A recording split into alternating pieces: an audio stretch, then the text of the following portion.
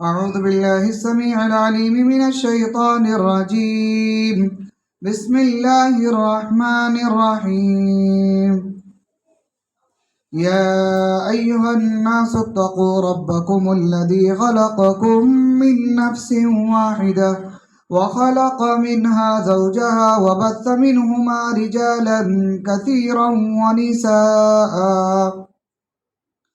واتقوا الله الذي تساءلون به والأرحام إن الله كان عليكم رقيبا. يا أيها الذين آمنوا اتقوا الله حق تقاته ولا تموتن إلا وأنتم مسلمون. يا أيها الذين آمنوا اتقوا الله وقولوا قولا سديدا يصلح لكم أعمالكم ويغفر لكم ذنوبكم ومن يطع الله ورسوله فقد فاز فوزا عظيما. أما بعد فإن خير الحديث كتاب الله وخير الهدي هدي محمد صلى الله عليه وسلم وشر الأمور محدثاتها وكل محدثة بدعة وكل بدعة ضلالة وكل ضلالة في النار. أعوذ بالله السميع العليم من الشيطان الرجيم. بسم الله الرحمن الرحيم. وضرب الله مثلا للذين آمنوا امرأة فرعون إذ قالت رب ابن لي عندك بيتا في الجنة ونجني من فرعون وعمله ونجني من القوم الظالمين. رب اشرح لي صدري ويسر لي أمري واحلل عقدة من لساني يفقه قولي. رب زدنی علما اللہم رب زدنی علما آمین. محترم حاضرین، دینی ملی بھائیوں، بزرگوں، نوجوان دوستوں، عزیز بچوں، پردہ نشین اسلامی ماں بہنوں، خطبہ مسنونہ کے بعد میں نے آپ حضرات کے سامنے سورہ تحریم کی آیت نمبر 11 تلاوت کیا ہے. اسی آیت کریمہ کی روشنی میں ایمان سے متعلق کچھ باتیں رکھنے کی کوشش کروں گا. اللہ تعالی ہمیں اور آپ کو جو باتیں کہی جائیں اس پر عمل کرنے کی توفیق عطا فرمائے، آمین. محترم حاضرین، اللہ رب العالمین نے ہمیں اور آپ کو اس کائنات کے اندر پیدا کیا.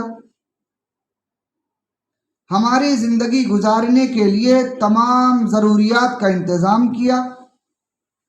ایک انسان کو زندہ رہنے کے لیے، اسے سکون حاصل کرنے کے لیے جن چیزوں کی ضرورت پڑ سکتی ہے اللہ نے تمام چیزیں اسے عطا کیا.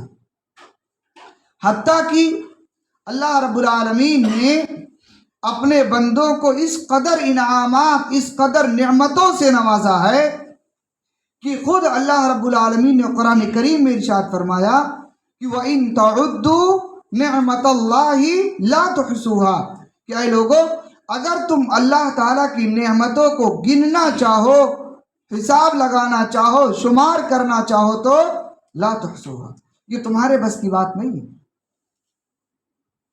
دنیا کے اندر انسان کتنا بھی قابل ہو جائے، کتنا بھی بڑا اکاؤنٹنٹ ہو جائے، حساب کرنے والا ہو جائے، اربوں خربوں کا حساب کرنے والا ہو جائے، لیکن اللہ کی نعمت، اللہ کے احسانات، اللہ کی مہربانی، اللہ کے فضل کو کوئی حساب نہیں لگا سکتا. بے شمار احسانات اللہ تعالیٰ کے ہیں. انہی تمام احسانات میں سے اللہ کا ایک احسان ہمارے اوپر، یعنی خصوصاً اہل ایمان کے اوپر اللہ تعالیٰ نے یہ کیا کہ اللہ تعالیٰ نے ہمیں اور آپ کو ایمان جیسی عظیم دولت سے نوازا ہے. ورنہ اس دنیا کے اندر انسانوں کی کمی نہیں ہے. انسانوں کا ایک سیلاب آپ کو نظر آتا ہے، لیکن کیا اس سیلاب کے اندر اگر آپ اہل ایمان کو تلاشنا چاہیں، ایسے شخص کو تلاشنا چاہیں جو اللہ کی ذات پر، پیارے نبی جناب محمد رسول اللہ صلی اللہ علیہ وسلم کی ذات مبارکہ پر ایمان رکھتا ہو، ایسے سیلاب کے اندر تلاشنا چاہیں، بہت کم لوگ، گنے چنے لوگ آپ کو نظر آئیں گے۔ لیکن اللہ رب العالمین نے قرآن کریم کے اندر کچھ مثالیں ایسی بیان کیا ہے، اگر اسے پڑھیں اللہ کی قسم کلیجہ منہ کو آ جاتا ہے، دل کانپ اٹھتا ہے، تھرا جاتا ہے۔ ایمان کو بچانے کے لیے ہم سے پہلے کے لوگوں نے کیسی کیسی قربانیاں پیش کیا ہے، کیا مرد کیا عورتیں، ہر طرح کے لوگ ایمان کو بچانے کے لیے، جن کا صحیح معنوں میں اللہ کی ذات پر یقین اور ایمان تھا، اپنے ایمان کو بچانے کے لیے اپنی جان کی قربانی تو دے دیا، لیکن اپنے ایمان کا کہیں سودا نہیں کیا۔ بڑے بڑے آپ نے دنیا داروں کا واقعہ سنا ہوگا، بڑے بڑے بادشاہوں کے واقعات آپ نے سنے ہوں گے، لیکن اللہ رب العالمین ایک ایسے بادشاہ کی بیوی کا واقعہ قرآن کریم کے اندر ذکر کر رہا ہے، جو ہمارے اور آپ کے لیے اور خصوصاً ماں بہنوں کے لیے بڑی عبرت رکھتا ہے۔ میرے محترم، اللہ رب العالمین جسے قرآن کریم میں بیان کر دے، جس کے واقعے کو قرآن کریم کے اندر ذکر کر دے، آپ بتائیے کس قدر اللہ کے ہاں محترم ہوگی وہ شخصیت، چاہے مرد ہو یا عورت ہو۔ اللہ جس کا ذکر قرآن میں کر دے، اس کے مقام، اس کے مرتبے، اس کی عزت، اس کی بلندی کا کیا کہنا۔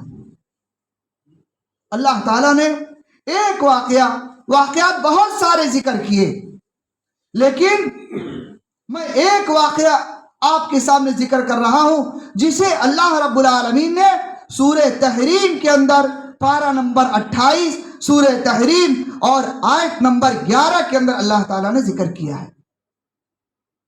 اتفاق ایسا، مطالعہ کر رہا تھا، روز کا معمول ہے، کیونکہ فجر کی نماز کے بعد درس قرآن بھی رہتا ہے، اور اس کے علاوہ مختلف دروس رہتے ہیں، اکثر کتابوں سے واسطہ جڑا رہتا ہے۔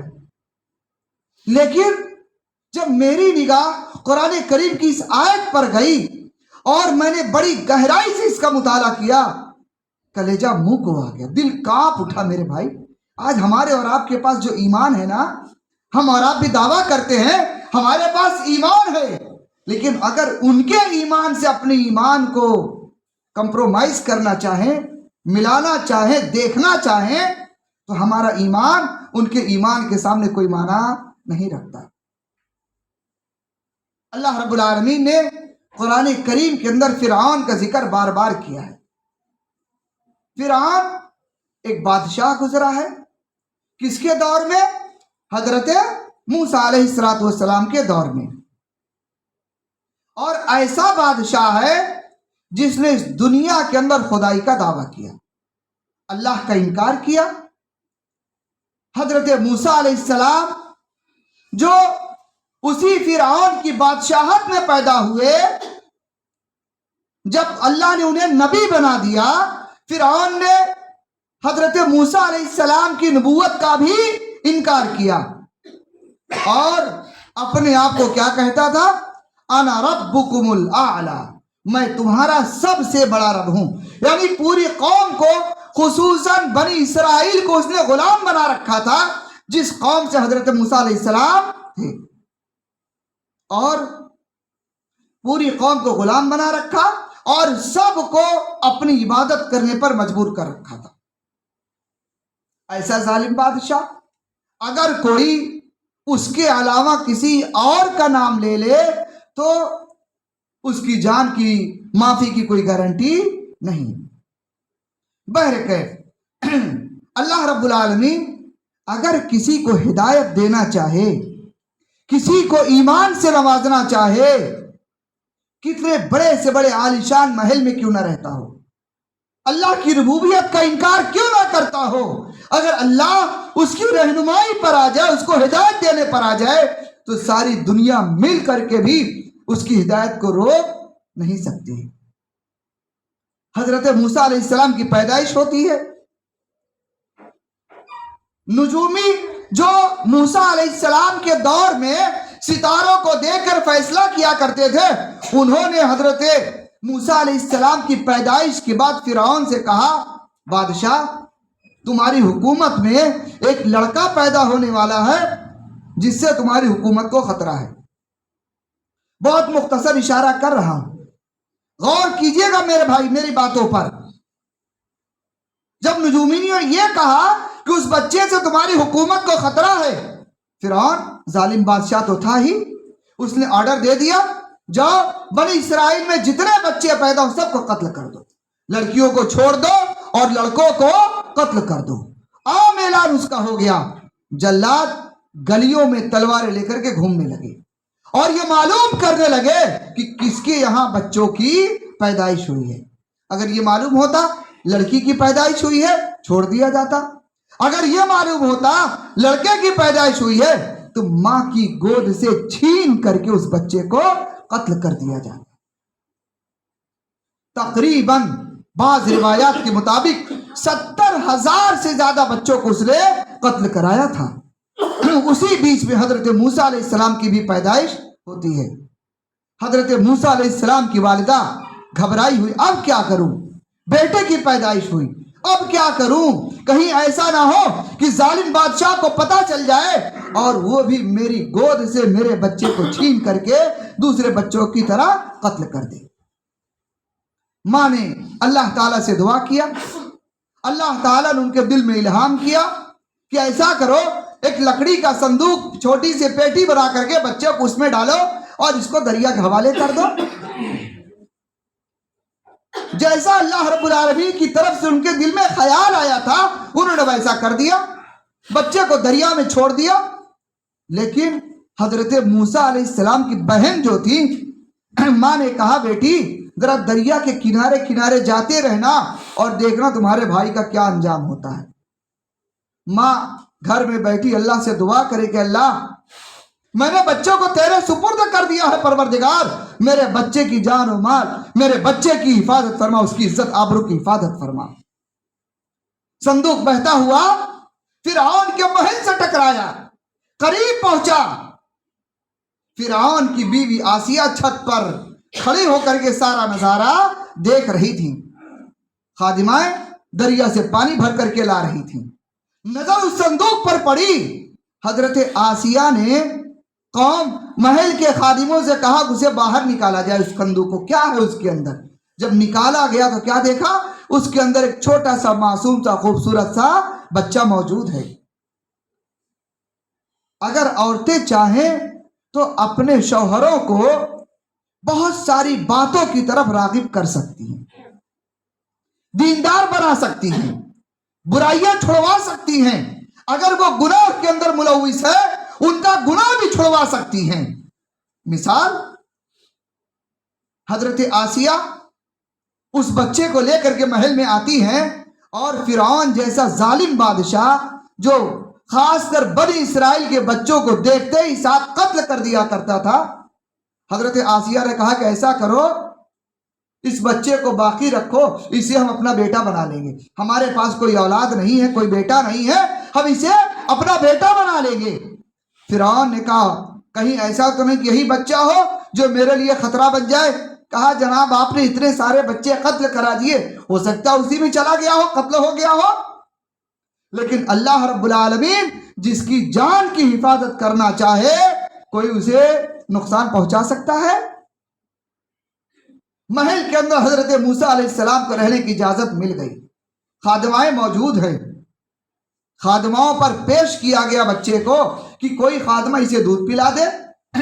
عورتیں اپنے گود میں بچے کو لے کر کے اپنے سینے سے لگاتی ہیں، لیکن بچہ ہے کہ کسی کا دودھ پینے کو تیار نہیں ہے. پورے محل کے اندر ہنگامہ مچا ہوا ہے، عجیب سا ماحول ہے. یہ عجیب بچہ ہے کہ کسی خادمہ کا دودھ پینے کو تیار نہیں ہے. اسی محل کے اندر حضرت موسیٰ علیہ السلام کی بہن بھی جو سارا منظر راستے سے دیکھتے ہوئے گزری تھی اسی محل کے اندر پہنچ جاتی ہے. جب یہ دیکھا کہ سارے لوگ پریشان ہیں، میرا بھائی کسی کا دودھ پینے کو تیار نہیں، اپنے آپ کو یہ ظاہر نہیں کیا کہ میں اس کا بھائی ہوں۔ جب پریشان دیکھا تو کہا میں بھی ایک خادمہ کو، ایک دایا کو جانتی ہوں، اگر آپ لوگ کہیں میں رہنمائی کر دوں، بلا لو اس کو، ہو سکتا ہے یہ بچہ اس کا دودھ پی لے۔ چنانچہ کہا بتاؤ کون ہے وہ دایا؟ بیٹی نے ماں کی طرف اشارہ کیا کہ فلاں جگہ ایک عورت رہتی ہے اور بڑی نیک عورت ہے۔ بلوایا گیا، تھی تو ماں محل میں پہنچتی ہے، بچہ گود میں دیا جاتا ہے، اور جیسے ہی بچے کو سینے سے لگایا بچے نے دودھ پینا شروع کر دیا۔ ماں کے دل کو سکون ملا۔ اے اللہ تیرا احسان ہے، تو نے میرے بچے کو مجھے واپس کر دیا۔ الغرض موسیٰ علیہ السلام اسی محل کے اندر پروان چڑھتے رہے، دھیرے دھیرے جوان ہو گئے، اور پھر لمبا واقعہ کہ وہاں سے نکلے اور گئے، راستے میں کسی کو قتل کر دیا، مارا، ایک مکب وہ انسان مر گیا، وہاں سے آگے چلے گئے۔ جب اللہ نے نبوت سے نوازا موسیٰ علیہ السلام کو تو لوٹ کر کے آئے اور فرعون کے دربار میں اسے دین کی دعوت دیا۔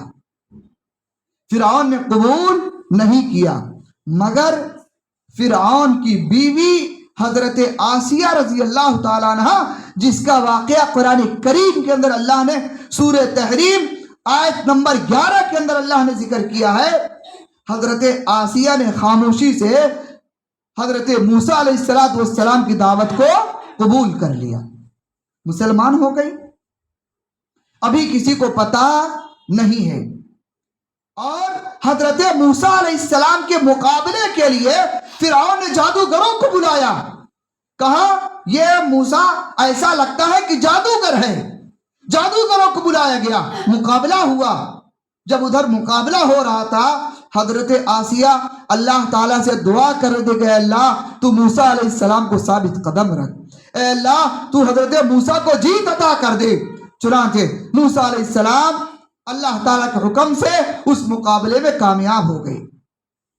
حضرت آسیہ کو خوشی محسوس ہوئی، دھیرے دھیرے اس بات کا اظہار محل میں بھی ہونے لگا کہ فرعون کی بیوی آسیہ یہ حضرت موسیٰ علیہ السلام پر ایمان لائی ہے۔ چنانچہ جب فرعون کو اس بات کی خبر ہوئی کہ میری بیوی میری اجازت کے بغیر حضرت موسیٰ علیہ السلام پر ایمان لائی ہے، آگ بگولا ہو گیا غصے سے۔ وہ عورت جو اب تک محل میں ناز و نخرے کے اندر بڑی شاہانہ زندگی گزار رہی تھی، فرعون قریب آتا ہے اور کہتا ہے میں نے سنا کہ تم نے میری اجازت کے بغیر موسیٰ علیہ السلام پر ایمان لایا، اور مجھے رب ماننے کے بجائے موسیٰ کے رب کو تم نے رب مان لیا ہے۔ کہا ہاں ایسا ہی ہے۔ فرعون نے کہا اگر اپنی جان کی سلامتی چاہتی ہو تو کیا کرو، موسیٰ کے دین کو چھوڑ دو، انکار کر دو، اللہ کو چھوڑ دو، موسیٰ علیہ السلام کو نبی ماننا چھوڑ دو، تمہاری جان بخش دی جائے گی۔ قربان جائیے اللہ کی اس نیک خاتون پر، اس بندی پر۔ اس نے کہا ہے فرعون تمہارا جو جی چاہے کر لو، لیکن میں اللہ پر ایمان لا چکی ہوں، اب اپنے اس ایمان سے میں سودا نہیں کر سکتی۔ اللہ اکبر۔ میرے بھائی، وہ فرعون ظالم بادشاہ جلادوں کو حکم دیتا ہے، جس کے ساتھ اب تک زندگی گزارا، جس خاتون کے ساتھ، جس عورت کے ساتھ زندگی گزارا، جسے اپنی شریک حیات بنایا ہے، جلادوں کو حکم دیتا ہے گھسیٹ کر عورت کو باہر لایا جائے۔ میدان میں لایا گیا اور گرم ریت کے اوپر زمین پر لٹا دیا گیا، بھاری پتھر جسم کے اوپر رکھ دیے گئے، اور کہا آسیہ اب بھی وقت ہے، چھوڑ دو، انکار کر دو اللہ کا، موسیٰ علیہ السلام کی نبوت کا انکار کر دو، تمہاری جان بخش دوں گا۔ حضرت آسیہ کہتی ہیں موت تو یقینی ہے، ایک دن موت آنی ہے، لیکن کاش کہ میری موت اللہ کی رضا مندی میں آ جائے، میں اپنے ایمان کے ساتھ اپنے رب سے ملاقات کروں۔ جب فرعون یہ دیکھا یہ میری بیوی کسی طرح کچھ بھی ماننے کو تیار نہیں ہے، جلادوں کو حکم دیا، اور کیا کہا بڑے بڑے ہتھوڑے لائے جائیں، کیل لائی جائیں، اور زمین پر لٹا کر کے حضرت آسیہ کے ہاتھوں میں پیر میں میں کیل ٹھکوا دیا. کہا آسیہ تم اسی طرح تڑپ تڑپ کر مر جاؤ گی اگر تم نے انکار نہیں کیا تو. حضرت آسیہ درد سے کراہ رہی. آپ اندازہ کریں ہم ڈاکٹر کے ہاں جاتے ہیں, اگر ڈاکٹر کبھی ایک انجیکشن لگائے, ہمیں انجیکشن لے کے تیار ہوتا ہے, بعض مرتبہ انجیکشن دے کر کے لوگوں کی حالت خراب ہو جاتی ہے. لیکن جس زندہ انسان کے قدموں میں ہاتھ پیر میں کیل ٹھوکی جائے اس کی حالت کیا ہوگی؟ اندازہ لگائیے ذرا کس قدر شدید ظلم تھا. لیکن اللہ کی وہ بندی, اللہ کی کروڑوں رحمتیں نازل حضرت آسیہ علیہ السلام پر, اپنے ایمان پر مضبوطی کے ساتھ ثابت قدم رہی, جمی رہی اس کے اوپر, اور فرعون ظلم پر ظلم کرتا رہا. لیکن جب حضرت آسیہ نے یہ دیکھا کہیں ایسا نہ ہو اس کے ظلم کی وجہ سے میں اپنے ایمان سے کہیں پھر نہ جاؤں اور میرا آخری وقت آ جائے, میری روح اس حال میں نکلے کہ میں درد کی شدت کی وجہ سے کہیں ایمان نہ چھوڑ بیٹھوں. تو جانتے ہیں حضرت آسیہ نے اللہ تعالیٰ سے کیا کہا؟ زمین میں پڑی ہوئی ہے, بے آرو مددگار, ہاتھ بندھے ہوئے, پیر بندھا ہوا ہے, ہاتھ اٹھانا بھی چاہتی ہے آسمان کی طرف لیکن ہاتھ اٹھا نہیں سکتی ہیں. زمین میں پڑے پڑے اللہ سے دعا کرتے اور کہتی ہیں رب ابن لی عندک بیتا فی الجنہ ونجنی من فرعون وعملہ ونجنی من القوم الظالمین. اللہ تعالیٰ سے دعا کرتی ہیں اے اللہ میرے لیے تو جنت میں گھر بنا دے, پروردگار تو میرے لیے جنت میں ایک گھر بنا دے اور مجھے فرعون سے اور ظالم قوم سے اللہ تو مجھے نجات دے دے.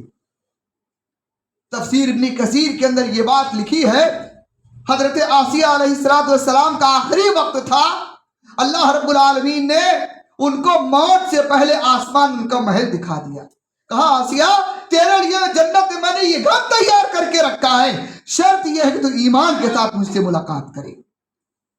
میرے بھائی ایک خاتون اس قدر ظلم برداشت کرے اور اس کے بعد اپنی ایمان کی سلامتی کے لیے اللہ سے دعا کرے.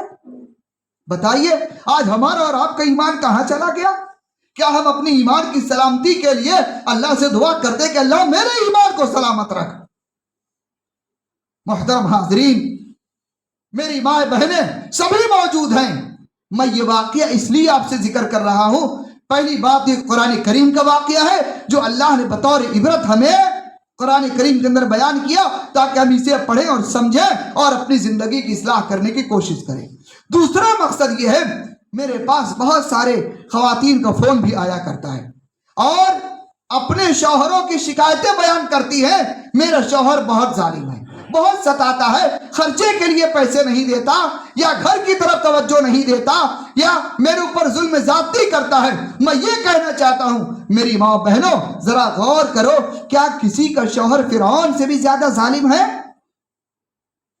فرعون جس قدر ظالم بادشاہ تھا, کیا کسی مسلمان عورت کا شوہر اس سے بھی زیادہ ظالم ہے؟ اگر اس سے زیادہ ظالم نہیں ہے, فرعون کی بیوی آسیہ نے بھی آخر تک اللہ سے یہ نہیں کہا کہ اللہ میں اس کے نکاح سے الگ ہونا چاہتی ہوں, اس سے دور ہونا چاہتی ہوں. اللہ سے یہ فریاد کیا رب العالمین موت بھی آئے تو ایمان کی حالت میں آئے, اور اللہ تم میرے لیے اپنے پاس جنت میں گھر بنا دے. میری ماں بہنوں زندگی اسی کا نام ہے. کبھی آپس میں کچھ اختلافات ہو جائیں, شوہر بیوی کے بیچ میں اگر جھگڑا ہو جائے یا کسی معاملے کو لے کر اختلاف ہو جائے, اس بات کو اتنا بڑا ایشو نہیں بنانا چاہیے کہ زندگی آگے کی مشکل ہو جائے.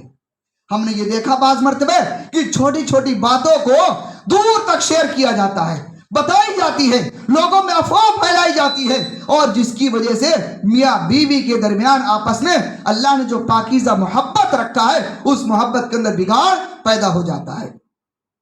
وقت ختم ہوا, معذرت کے ساتھ خاص کر اپنے بھائیوں سے بھی کہنا چاہوں گا, یاد رکھیے گا حالات دن بدن خراب ہوتے جا رہے ہیں, لیکن ہمیں اور آپ کو اپنی ایمان کی سلامتی کے لیے اللہ تعالیٰ سے دعا کرنا ہے. اور دوسری بات, قرآن کریم کا آپ خصوصی طور پر مطالعہ کیجیے.